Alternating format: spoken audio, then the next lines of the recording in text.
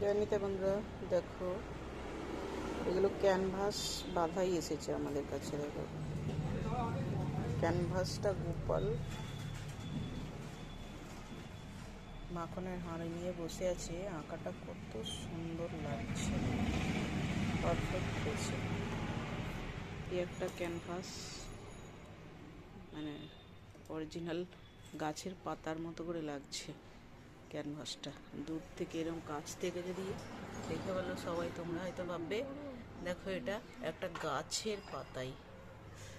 আর এই একটা দেখো, এটা হচ্ছে তোমার এর কি ছৌ নাচের যে একটা মুখোশ হয় না, এইরকম সেই এটা প্রতিফলিত হয়েছে। এটাও ক্যানভাস। এরকম ক্যানভাসের ছবি প্রচুর এসেছে, আর এখনো তার সঙ্গে দেখো বাইন্ডিংয়ের সব জিনিসপত্র। এটা যিশু হচ্ছে, এই দেখো খাটুর সামনে।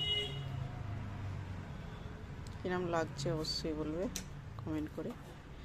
কেউ যদি নিতে চাও এরকম ছবি, তাহলে আমাদের স্ক্রিনে দেওয়া নাম্বারে যোগাযোগ করবে, ভালোই হয়। জয় নিতাই, শুভ দুপুর।